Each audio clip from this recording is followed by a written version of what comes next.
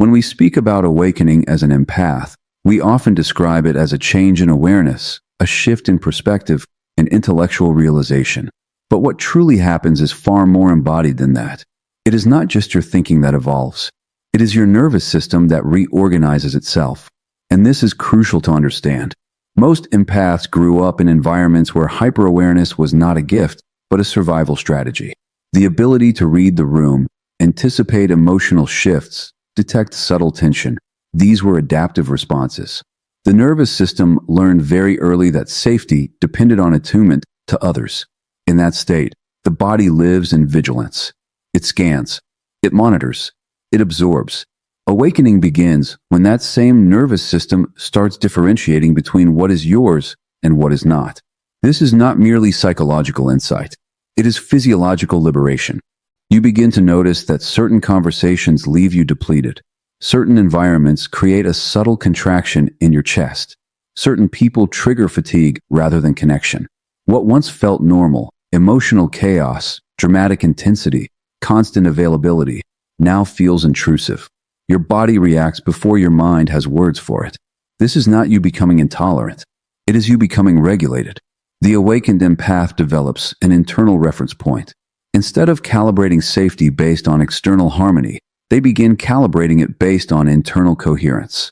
And this shift is profound, because when the nervous system no longer seeks survival through appeasement, it seeks alignment through authenticity. That is when your tolerance for superficiality begins to drop. Not because you are judging others, but because your body can no longer sustain incongruence.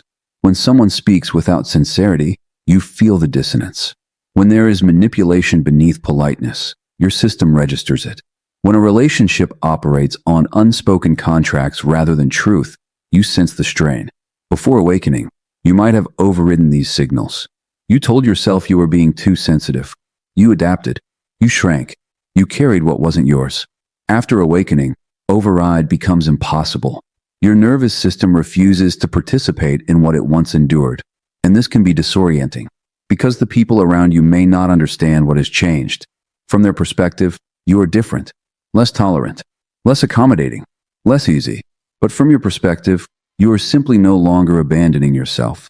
The empath's growth is not an expansion of ego. It is a reduction of self-betrayal. Philosophically, this is the movement from unconscious fusion to conscious individuality. Psychologically, it is the transition from trauma-based attunement to authentic presence. The awakened empath no longer confuses hypervigilance with connection. They no longer mistake exhaustion for love. And this is why relationships begin to shift. When your nervous system recalibrates, your entire relational map changes. What once felt magnetic may now feel chaotic. What once felt intense may now feel unsafe. You start choosing calm over chemistry, clarity over drama, depth over performance. This is not detachment. It is discernment. And discernment is uncomfortable because it reveals misalignments you previously tolerated. It exposes patterns you once normalized. It shows you that much of what you called connection was actually adaptation. The awakened empath does not become less sensitive. They become more precise, more grounded, more embodied. They no longer absorb every emotional current in the room. They begin to observe it. And in that observation, something radical happens. They separate their identity from others' emotional states. That separation can feel lonely at first, but it is the foundation of true intimacy, because only when you are no longer fused can you choose connection freely. So when we say the awakened empath outgrows everyone, we are not talking about superiority. We are talking about nervous system evolution. We are talking about a body that no longer consents to self-abandonment. And once your body learns safety within itself, it will never again confuse survival with love. As this awakening deepens, something else begins to happen, and it can be both clarifying and unsettling. You start seeing patterns, not just behaviors, not just moods, but the underlying cycles driving them.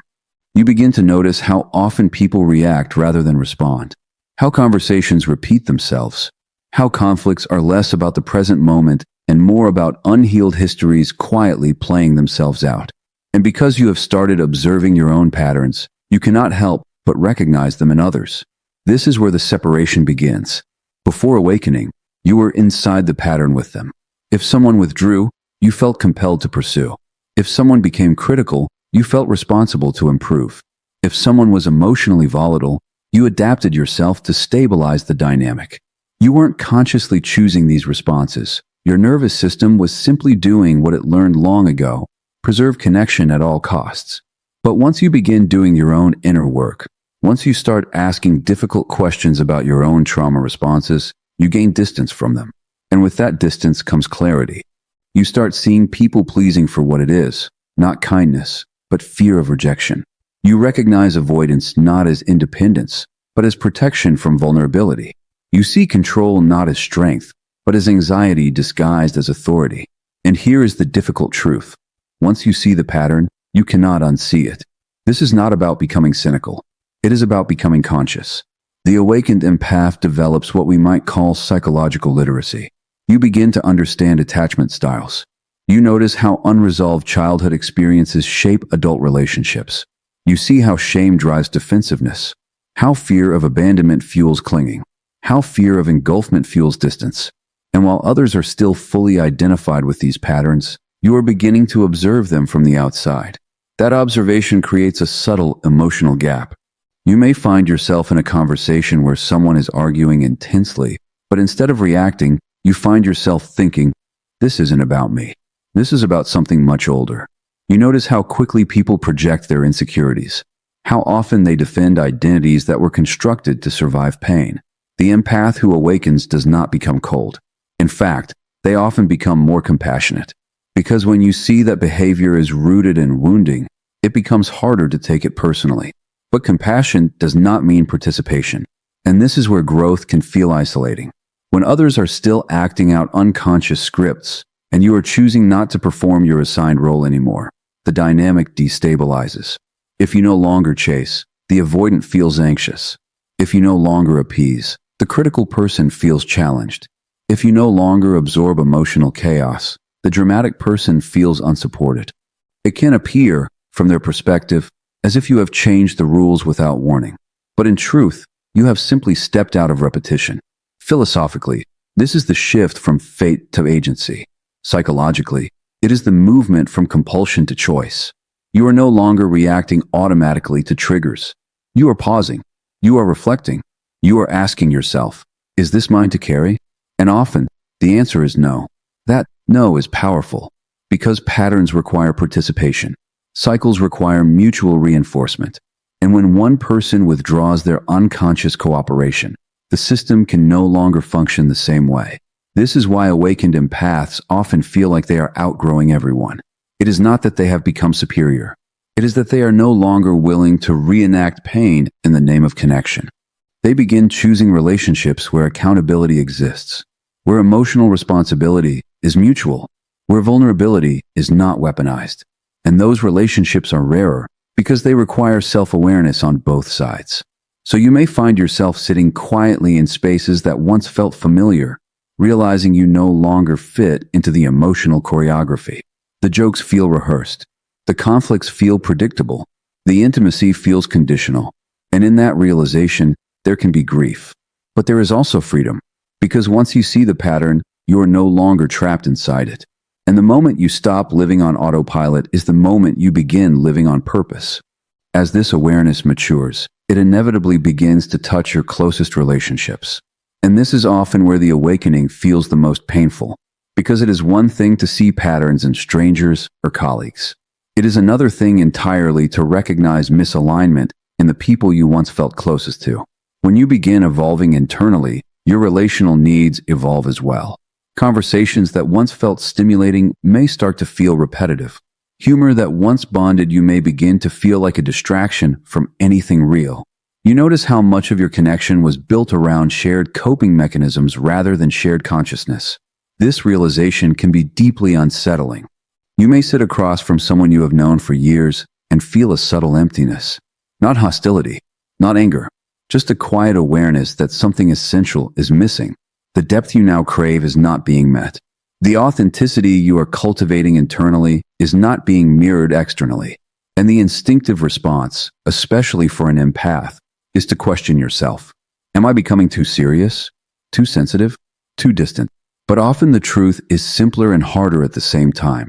You are no longer nourished by the same dynamics. Before awakening, many empaths bonded through emotional labor. They were the listener, the stabilizer, the one who understood. Their value in relationships often came from what they could hold, fix, or soothe. And because they were so attuned, they could create intimacy even in emotionally immature spaces. But when you stop overfunctioning, something becomes visible. You begin to see whether the relationship can sustain itself without your constant emotional management. You notice whether the other person can meet you in vulnerability or whether they retreat when conversations deepen. You see whether growth is mutual or one-sided. And this is where misalignment becomes undeniable. It's important to understand that outgrowing someone does not mean condemning them. Growth is not a moral hierarchy. It is a difference in direction. Two people can care for one another deeply and still be moving toward different levels of awareness. Philosophically, this is the tension between attachment and individuation. As human beings, we long to belong, but we also long to become ourselves. And when belonging requires self-betrayal, the psyche eventually rebels. The awakened empath can no longer pretend to be smaller in order to preserve comfort. They can no longer laugh at conversations that feel empty. They can no longer ignore subtle disrespect or emotional unavailability simply to maintain proximity. And this is where loneliness often enters the picture. Because as you shift internally, there may be a period where no one around you fully reflects who you are becoming. The old relationships feel limiting. The new ones have not yet formed. You are in between identities, no longer who you were, not yet fully integrated into who you are becoming. This in-between space can feel like loss. There may be grief for the simplicity of former connections, grief for the ease of shared history, grief for the version of yourself that fit more comfortably into those dynamics. But grief is not a sign you are making a mistake. It is a sign that something mattered. What changes, fundamentally, is your standard for resonance. You begin valuing emotional depth over familiarity, honesty over harmony, mutual growth over shared stagnation. You are no longer satisfied with being needed. You want to be known. And being known requires courage from both sides. Some relationships will stretch and adapt. They will grow because both individuals are willing to evolve. Others will quietly fall away, not through conflict, but through incompatibility of consciousness. That falling away can feel personal, but often it is simply structural. When your inner world expands, not every external container can hold it. And so the awakened empath learns a difficult lesson. Connection that requires self-suppression is not connection at all. It is survival dressed up as belonging. And once you taste authentic alignment, you can no longer return to pretending that misalignment is enough. And so you arrive at a place that very few people talk about honestly. After the patterns become visible, after the misalignments become undeniable, there is often a stretch of road where you feel profoundly alone. Not abandoned, not rejected, but alone in a deeper existential sense. The relationships that once defined you no longer fit the same way. The roles you once played no longer feel authentic. And yet the new connections that resonate with who you are becoming have not fully formed. You are standing in a psychological threshold, no longer anchored to the old, not yet rooted in the new. This is the phase many awakened empaths mistake for failure. Because we are conditioned to equate connection with health. If you feel lonely, something must be wrong. If fewer people understand you, you must be isolating yourself. But what if this loneliness is not pathology? What if it is transition? When you stop abandoning yourself to maintain attachment, there will be a temporary reduction in external validation. The nervous system, which once relied on constant relational feedback, must learn a new source of stability, internal congruence. And that learning process can feel quiet, almost empty. You may notice longer periods of solitude, more silence, fewer invitations into chaotic emotional exchanges. At first, this can create anxiety. The old part of you, the part wired for survival through connection, may whisper, "You are drifting too far. You will end up alone." But what is actually happening is individuation. Psychologically, this is the stage where identity reorganizes itself around authenticity rather than adaptation. You are no longer defining yourself through who needs you, who approves of you, or who includes you. You are beginning to define yourself through alignment with your own values, your own nervous system, your own truth. And that redefinition requires space.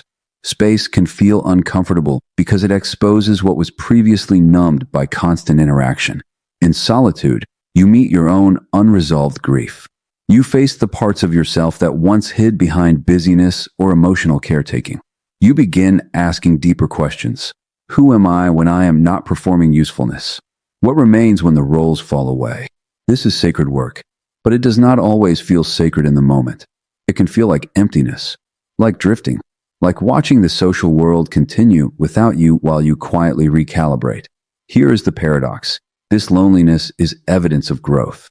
When resonance becomes rare, it is not because you are too much. It is because you are no longer willing to dilute yourself for accessibility. The awakened empath begins valuing depth over quantity. A single conversation that feels honest becomes more nourishing than 10 that feel performative. During this transition, you may notice that you are more selective with your energy. You may decline invitations that once felt obligatory. You may leave conversations earlier. You may protect your time with a firmness that surprises even you. This is not withdrawal. It is discernment stabilizing. Philosophically, this stage mirrors the hero's descent into solitude before integration. Growth often requires a temporary retreat from collective noise so that the individual voice can clarify itself. You are not isolating from humanity. You are separating from unconscious participation. And something subtle begins to shift. The loneliness that once felt sharp starts feeling spacious. Silence becomes restorative rather than threatening. Your own company begins to feel steady. You discover that connection is not measured by frequency, but by authenticity. Eventually, new relationships begin to form, slower, deeper, more reciprocal. But they form because you are no longer chasing them. You are anchored. So if you find yourself in this in-between season, understand this. You are not losing your place in the world. You are redefining it. And sometimes, the most necessary step toward true belonging is the courage to stand alone long enough to meet yourself. As you move through this solitude, something strengthens quietly within you. It is not dramatic. It is not loud, but it is firm. You begin to notice that you are no longer shrinking. For much of an empath's life, shrinking felt synonymous with love. You minimized your needs to avoid being too much. You softened your opinions to avoid conflict. You absorbed discomfort to maintain harmony. And because this pattern often began in childhood, it felt natural, automatic, even virtuous. But it was never neutrality. It was self-abandonment. When awakening stabilizes, the body no longer tolerates that abandonment. You feel it immediately. A tightening in your chest when you agree to something you don't want. A heaviness when you stay silent about something that matters to you. The nervous system, now more regulated and differentiated, sends clear signals. This is not aligned. And so you begin doing something unfamiliar. You say no. At first, it feels uncomfortable, even dangerous. If your early survival depended on being agreeable, boundary setting can feel like betrayal. The old fear surfaces. If I assert myself, I will lose connection. But what you gradually discover is that connection built on your disappearance was never secure to begin with. When you stop shrinking, people respond in different ways. Some respect it. Some feel confused. Some feel threatened. If someone has benefited from your silence, your voice may sound like rebellion.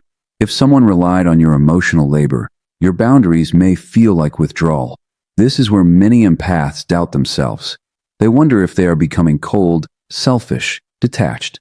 But there is a difference between defensiveness and clarity. Defensiveness pushes others away to protect the ego. Clarity defines limits to protect the self. The awakened empath is not less compassionate. In fact, compassion deepens, but it is no longer indiscriminate. You begin distinguishing between supporting someone and rescuing them, between listening and absorbing, between empathy and enmeshment. Psychologically, this is the transition from codependence to interdependence.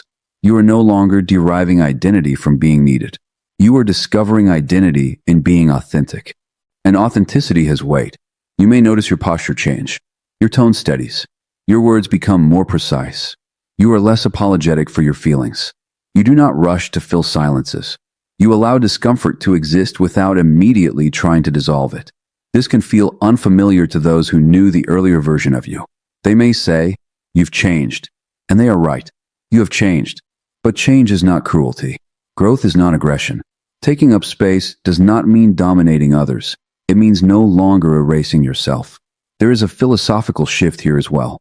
For years, your worth may have been relational, measured by how well you maintained peace, how much you gave, how seamlessly you adapted.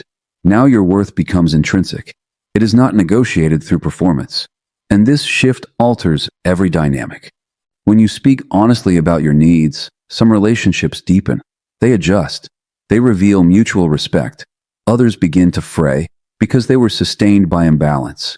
What falls away is not love, but dependency disguised as love. The awakened empath learns that boundaries are not walls. They are definitions.